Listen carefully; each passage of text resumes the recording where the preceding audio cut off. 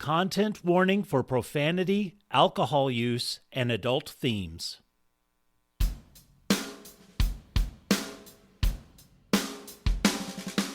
This is Coffee McCann, and welcome to the season finale of Season 1 of Discount Storytime. Today's story is Something Yellow, Something Blue, Part 2. And so this is Part 2 of 2. And our sponsor happens to be St. Tetanus Medical Center. Enjoy!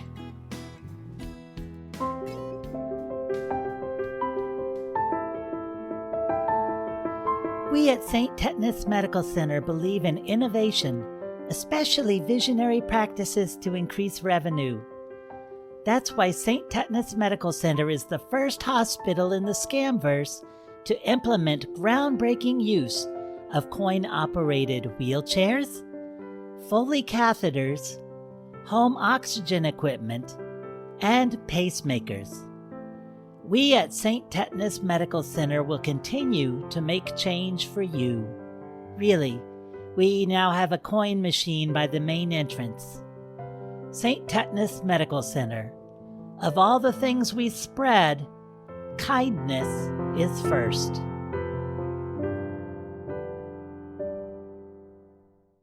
To recap Part 1 of Something Yellow, Something Blue, it was Penny and Dale's wedding day, and unfortunately their minister had fallen ill, but his colleague, Reverend Jax, was able to step in.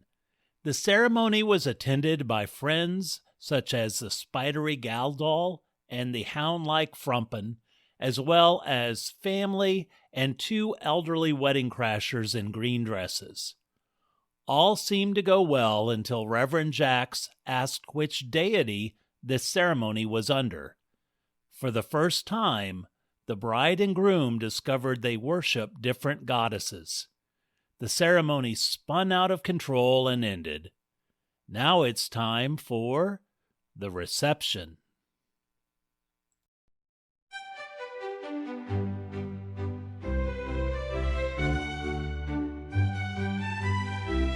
Something Yellow, Something Blue, Part 2 of 2, The Reception.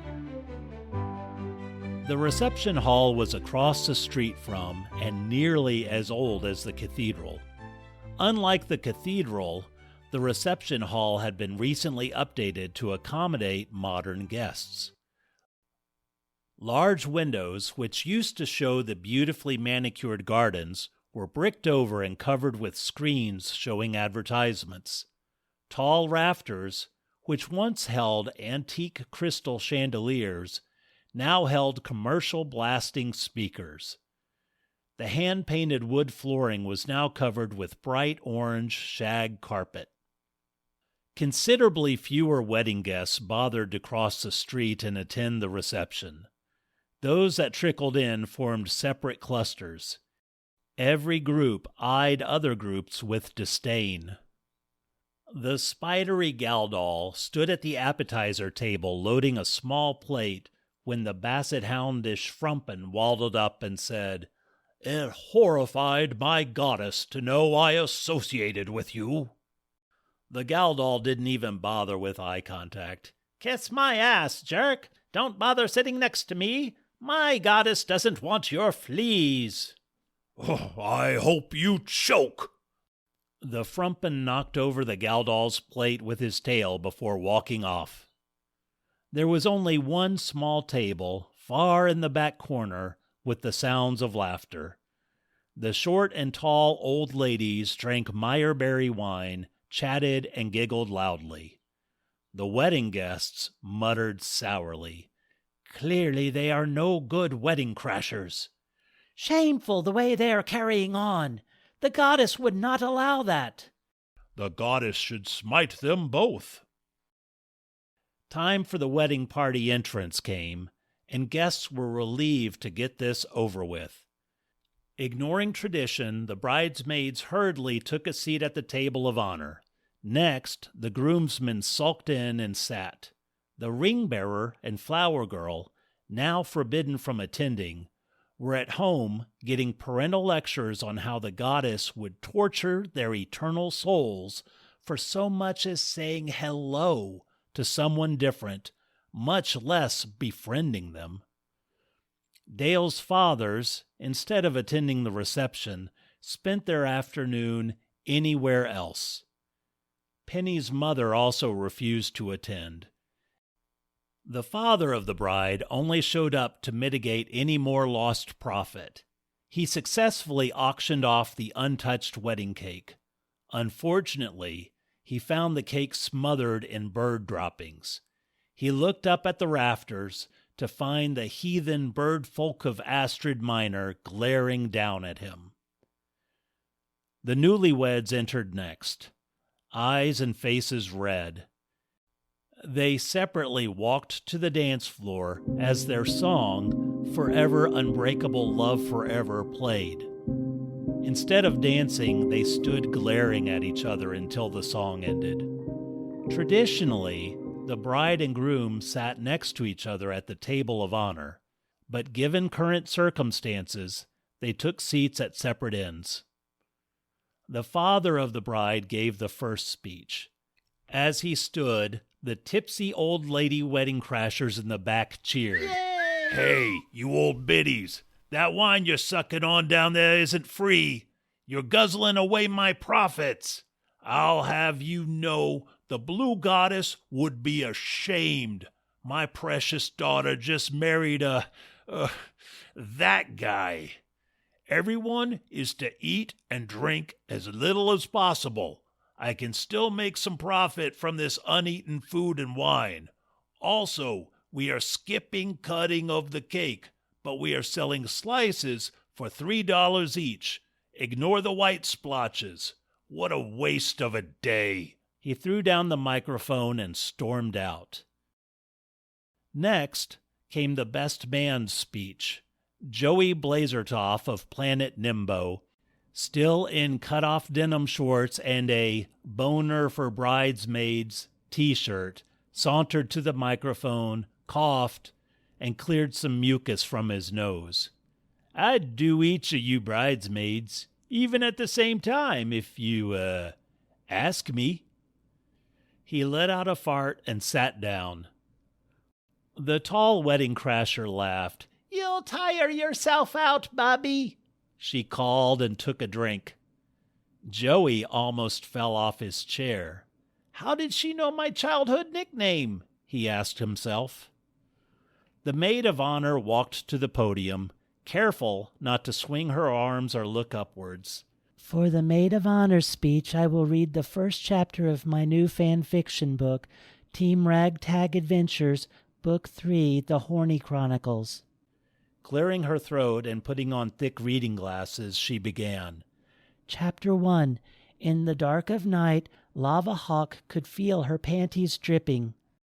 As she read, the guests' reaction ranged from covering their ears to retching, but Joey Blazertoff made low moaning sounds. He and the tall wedding crasher were the only ones that applauded.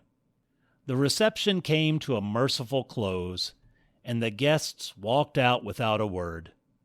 The best man and maid of honor snuck under the table of honor, which was now shaking. Penny and Dale sat at either end. They needed to talk, and putting it off would not make it any better. They walked to the middle of the hall. Penny spoke first. I'm sorry your papas didn't come to the reception. I'm sorry your dad did. He looked at her, and for the first time since the ceremony, cracked a smile. Penny smiled back. Please tell me you won't eat any of that cake. Her smile turned to tears and her chin quivered. I love you. I really do. But Dale, this is serious. Not only did I talk to you, I freaking married. No offense. I can't imagine the Blue Goddess will ever forgive such a thing. Dale nodded. I know. It's the same on my side. The Yellow Goddess does not tolerate worshippers of the Blue Goddess. What would she say now? A sozzled brim hat with a bulbous nose broke in. That it was a lovely wedding until you two turned into a couple of nincompoops. Penny and Dale looked over at the two wedding crashers, still at their table, motioning them over. They took a seat with the two elderly and now much more tipsy women. Penny said, "The reception is over. You can go home now. I'm sorry it's been such a mess. You both look really, Can I call you a cab?" The short wedding crasher hiccuped. "No, dear, but thank you. We've had a lovely time catching up." "Indeed, and it looks like we aren't the only ones getting along." The tall wedding crasher laughed and pointed to the rocking table of honor. Dale's patience wore thin. "This is serious. My goddess would never..." Would never what, young man?" The short wedding crasher lifted the brim of her hat and showed two eyes burning with yellow flames. The tall wedding crasher leaned forward and showed eyes made of blue mist. Penny and Dale froze. The blue goddess spoke first. "We have our differences, and a few very fundamental ones, but we know how to respect each other, and we both love a good wedding." "And Meyerberry wine," said the yellow goddess. "True. Cheers!" They tinkled their glasses and sipped. Then the blue goddess said, "And we also care about how mortals treat each other." Dale, with legs shaking, asked, "But of the two of you, which one is right?" The yellow goddess fielded this one. "Dear young man, the universe is too large to care about which one you think is right. I say you should care more about how dreadfully you're acting towards your bride." The blue goddess turned to Penny. "And you, is this how you imagined acting on your wedding day?" Penny's chin quivered. Of course not. I've been horrible, but now, what are Dale and I?" After a moment, the blue goddess smiled kindly. "You are young and in love. You are newlyweds who should enjoy this time. Isn't that enough?" The yellow goddess reached out and patted Dale's hand. "Go enjoy your honeymoon and don't worry about your families. They're being ninnies, but they will figure it out. Or they won't. You have each other now." She turned to the blue goddess. I suppose we should go." The blue goddess began gathering her purse and cane. "Okay, but I want to stop by the bookstore for that Horny Chronicles book." "That's it? Don't you put memory erasing spells on us or something? What if we say you were here?" asked Dale. "Please do. Tell the world the yellow goddess and blue goddess crashed your wedding and got drunk. I'd love to see what happens." The blue goddess winked. "Stop it, you're terrible." The yellow goddess laughed. She tipped her drink to them. "To young love. Ta, ta, ta." The goddesses turned into silver mist and disappeared. Penny and Dale laughed and wiped away tears. He put his spindly arms around her and they kissed. A proper wedding kiss this time. From outside, a trickle of exploding turtles began falling from the sky.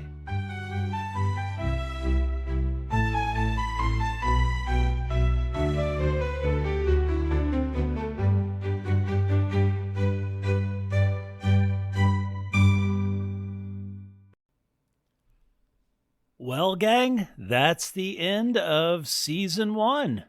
So season 2, again, it's going to start on April 7th, so there will not be an episode next week. And it will be serialized, and it's going to tell the story of a hapless medical school graduate who winds up as an intern at the Galactic Teaching Hospital, St. Tetanus. So, between now and then, if you have characters or stories that you would like to see incorporated into Season 2, please either click on the link in the show notes or drop me an email at mail@discountstorytime.com. Also, I am still on Blue Sky and Mastodon. You can follow me there. And I post each day, mostly each day, discount ideas. I'll keep that going for a little bit, and then we'll start doing updates once we get into Season 2. Thank you all so much for your support and for listening to these ridiculous stories. I hope you enjoy what's coming up. And until 2 weeks, be sure to play nice with others, be super duper kind to yourself, and as always, remember to laugh. Bye.